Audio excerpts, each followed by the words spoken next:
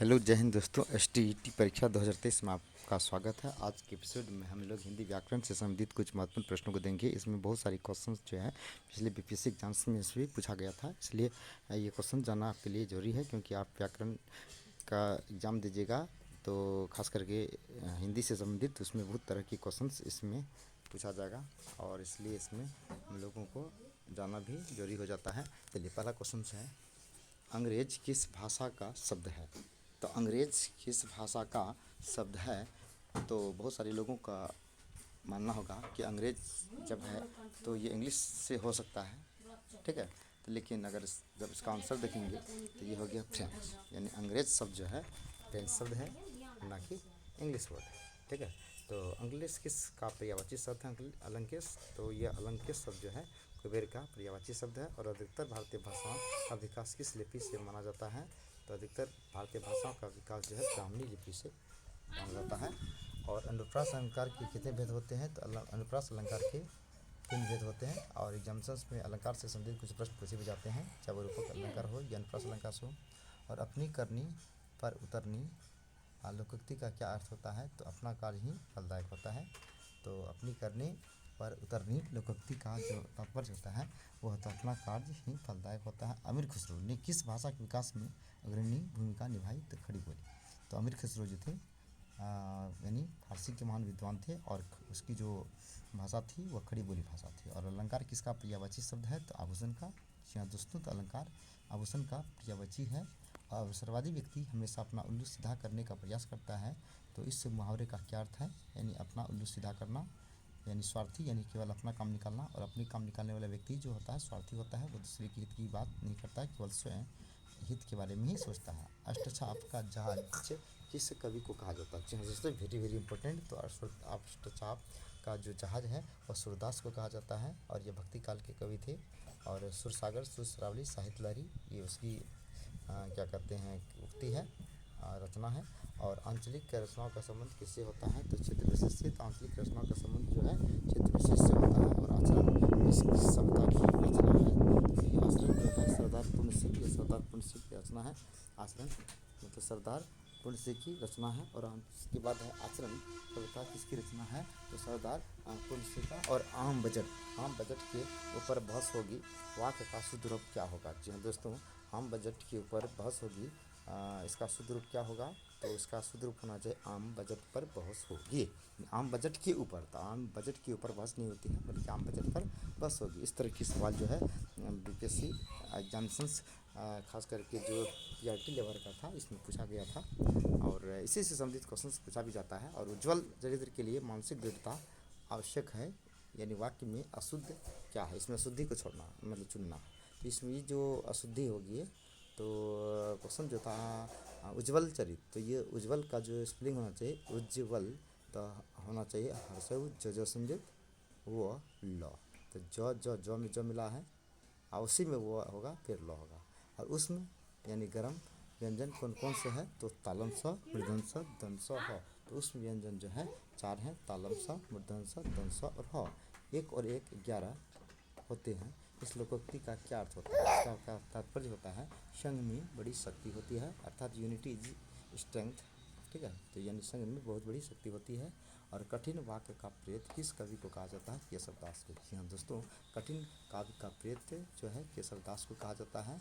और कबीर किस काव्यधारा के कवि थे? तो ज्ञानमार्गी थे, आपको पता होना चाहिए। तो कबीर जो थे और उसके गुरु जो थे राम मतलब कवि के जो गुरु थे रामानंद थे। और इसकी जो रचना है वह साखी मतलब जो है वह बीजक है, जिसके 3 भाग हैं, साखी, शबद और रमिनी। और कलम का जादूगर और किस कवि को कहा जाता है, किस लेखक को कहा जाता है? तो रामबिस बेनीपुरी को। और कई बार एग्जाम्स से क्वेश्चन पूछा गया है कलम का जादूगर, तो यानी म्यूजिशियंस ऑफ पेन के नाम से रामबिस बेनीपुरी को कहा जाता है। और कलम तोड़ना मुहावरे का क्या अर्थ होगा? तो इसका होता है बहुत अच्छा लिखना।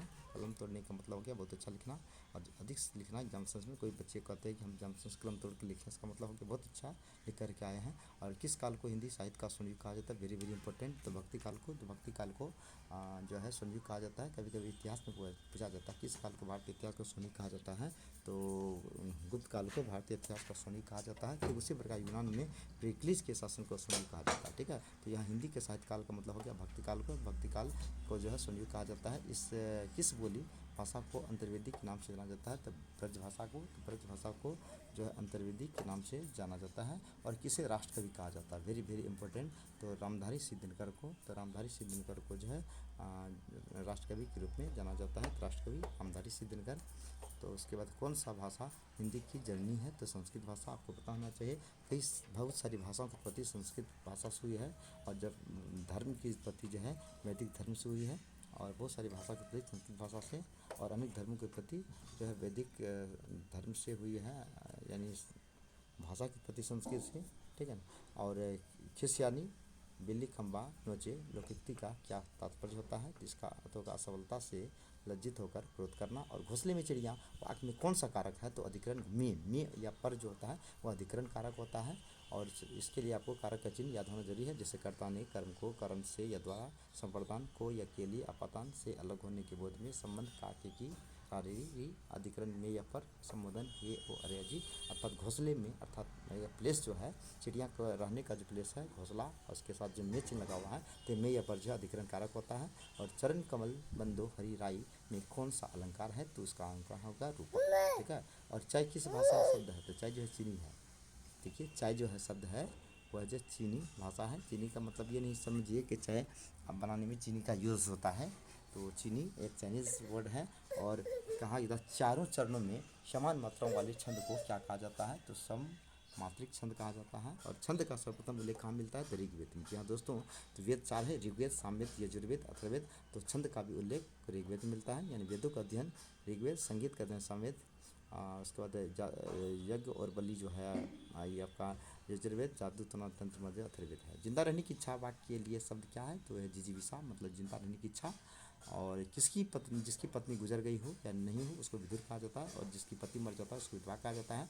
जो कि शीघ्र प्रसन्न हो जाए तो वाक्य के लिए इसका है आशुतोष। आशुतोष मतलब शीघ्र प्रसन्न होने वाला। और जो भोजन रोगी के लिए निषिद्ध है, निरोगी के लिए निषिद्ध है, उससे वाक्यांश के लिए अयोधिक का प्रयोग किया जाता है। और जो व्यतीत हो गया हो उसको अतीत कहा जाता है, बीता हुआ को अतीत। जो हिसाब किताब की जांच करता है उसे अंकेक्षक। जी हाँ दोस्तों, अंकेक्षक जो हिसाब किताब की जांच करने एक प्रकार कंटेंट की भांति होते हैं। जो हर खुलना का क्या अर्थ होता है? यानी भेद का पता लगना। और ठन ठन गोपाल का क्या अर्थ होता है? तो कंगाल, यानी जिसके पास कुछ नहीं होना, टूटी कोटी तक नहीं होना, उसको कंगाल कहा जाता है। कंगाल का अर्थ होता है भिखारी, और कंकाल का अर्थ होता है हड्डी। तरनी तनुजा तट तमाल तरुवर ओछाए पंक्ति में कौन सा अलंकार है?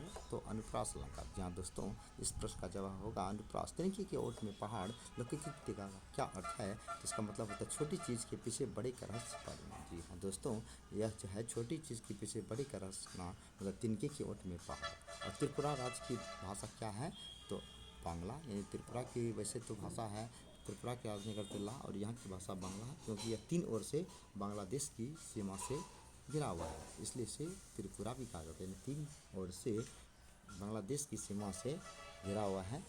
ठीक है, इसलिए इसको त्रिपुरा कहा जाता है, जिसकी राजधानी अगरतला है। और जहाँ की भाषा है तो ये बांग्ला क्षेत्र है, इसलिए वह बांग्ला भाषा है। तो ये था हिंदी से संबंधित, अर्थात हिंदी व्याकरण से संबंधित कुछ महत्वपूर्ण प्रश्न। ये this chapter is very important for your examinations, because many questions will be asked from these lessons. If you are preparing for any types of competitive examinations such as BPSC and other types of competitive examinations, you should understand these lessons, so that many questions may be asked from these lessons.